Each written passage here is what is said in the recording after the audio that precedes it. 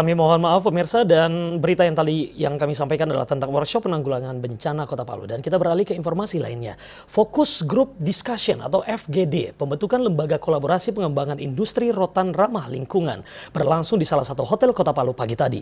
Tujuan FGD yaitu untuk mengorganisir pemangku kepentingan di daerah sumber bahan baku rotan termasuk di Sulawesi Tengah. Ketua Panitia Project Manager Prospek Indonesia, Endang Agustini dalam laporannya mengatakan, permasalahan rotan hampir terjadi di setiap mata rantai nilai pengusaha rotan, mulai dari wilayah hulu atau sumber bahan baku rotan hingga hilir industri rotan. Problem tersebut berdasarkan analisis yang dilakukan prospek perkumpulan untuk meningkatkan usaha kecil atau PAPUK. Problem ini diantaranya harga rendah, resiko terlalu tinggi dibanding dengan pengusahaan komoditi hutan lainnya. Kesenjangan informasi ketersediaan bahan baku di wilayah hulu dan kebutuhan rotan oleh industri di hilir semakin menghambat upaya untuk membangun antara penyedia bahan baku dengan pelaku industri berbasis rotan di daerah Jawa. Gubernur Sulawesi Tengah yang diwakili Asisten Perekonomian Pembangunan Kesra Bunga Elim Somba dalam arahannya mengungkapkan, dengan modal sumber daya hutan yang dimiliki harus digunakan secara berkeadilan, menyeluruh dan merata untuk meningkatkan kesejahteraan masyarakat. Pengelolaan hutan tidak boleh hanya mengedepankan fungsi ekologi dan ekonomi hutan, namun harus memperhatikan fungsi sosial bagi masyarakat yang bermukim di sekitar hutan. Masyarakat yang hidup di sekitar hutan harus merasakan manfaat hutan dalam meningkatkan kesejahteraan hidupnya. Sejak dahulu, Sulawesi Tengah terkenal dengan penghasil rotan yang berkualitas. Namun, terakhir ini keberadaan wilayah hulu atau sumber bahan baku rotan terasa adanya penurunan dikarenakan semakin maraknya alih fungsi lahan. Rotan merupakan hasil hutan secara alami, namun keberadaannya semakin terus berkurang seiring pembukaan hutan, baik untuk pertanian maupun perkebunan. Gubernur berpesan melalui workshop stakeholder rotan dapat terwujud dalam mengorganisir semua pemangku kepentingan di daerah sebagai sumber bahan baku rotan melalui suatu kelembagaan kolaborasi atau kelompok kerja di tingkat regional. Rasim TPRI Sulawesi Tengah.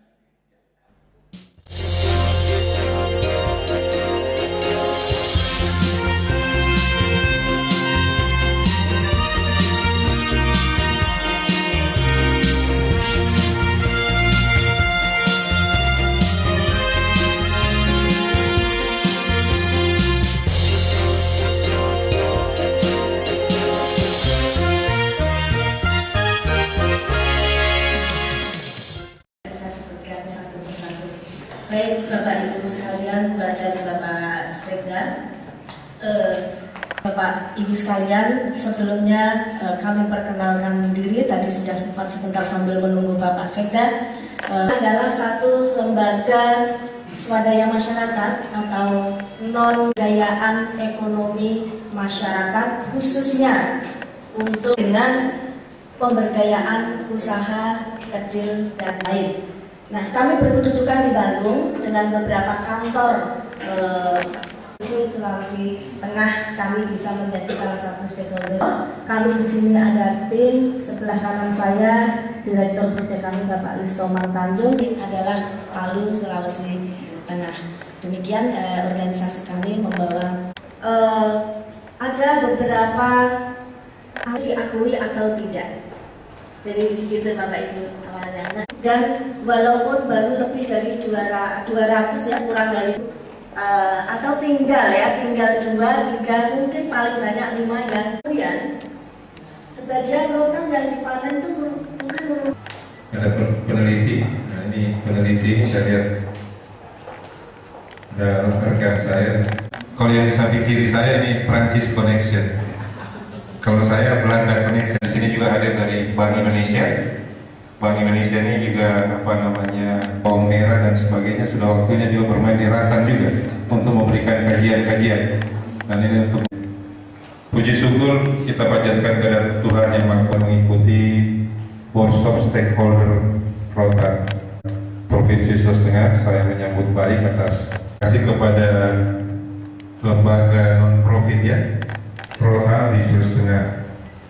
Dan pertemuan ini sangat tepat karena sejalan dengan visi daya saing di tahun 2020. Visi masyarakat diantaranya adalah kerakyatan dan pengelolaan sumber daya alam secara berkeadilan, menyeluruh dan merata untuk meningkatkan. Tadi Bu Enda sudah sempat menggarisbawahi tentang masalah ini. Namun kita sebenarnya merupakan salah satu kekayaan hutan Indonesia sebagai negara tropis menggembirakan, terutama di wilayah Kalimantan, Sulawesi dan Sumatera. Sejak dahulu Sulawesi Tengah terkenal dengan penghasil rotan yang berkualitas. Namun terakhir ini keberadaan wilayah hulu atau sumber bahan baku rotan terasa adanya penurunan dikarenakan semakin maraknya alih fungsi lahan. Rotan yang pada dasarnya merupakan hasil hutan secara alami semakin terus berkurang seiring dengan pembukaan hutan, baik untuk pertanian maupun perkebunan, karena posisi rotan secara ekonomi dianggap tidak cukup signifikan jika dibandingkan dengan komoditas lainnya seperti perkebunan yang dianggap lebih mendatangkan keuntungan seperti kelapa sawit maupun coklat. Tujuan kegiatan workshop stakeholder rotan ini saya harapkan dapat terwujud di dalam mengorganisir semua pemangku kepentingan di daerah sebagai sumber bahan baku rotan melalui suatu kelembagaan kolaborasi atau kelompok kerja di tingkat regional. Keberadaan kelembagaan kolaborasi ini sangat penting dalam penanganan permasalahan rotan di Sulawesi Tengah karena memerlukan pendekatan komprehensif dan integratif dalam menangani masalah seperti masalah konservasi, masalah budidaya, masalah industri, perdagangan, transportasi, regulasi dan sebagainya. Nah, ini semacam konsep hulu hilir tadi yang perlu kita kedepankan. Dan keberhasilan akan lembaga kolaborasi sebagai media efektif pada nilai pengembangan rotan di Jawa. Sudah tentu kesemua ini menjadi penggerak Gubernur Sulawesi Tengah kepada Dr. Andus Haji Rocky Janggor terbentuk lembaganya di Sulawesi Tengah, dan ini penting untuk kita wujudkan karena tidak ada yang bisa berhasil kalau kerjanya sendiri-sendiri. Jadi semua harus saling bersinergi. Demikian penyampaian. Sekaligus juga saya sudah menyampaikan. Kan sudah jadi seperti dikatakan mati enggak, hidup enggak kan gitu. Nah, kita lagi kenapa itu terjadi? Karena semuanya kerja sendiri-sendiri. Petani kerja sendiri, pengumpulnya kerja sendiri, pedagangnya, industri, malahan juga peneliti dan mungkin juga pengusahanya sendiri-sendiri kolaborasi. Jadi saling transparan di dalam.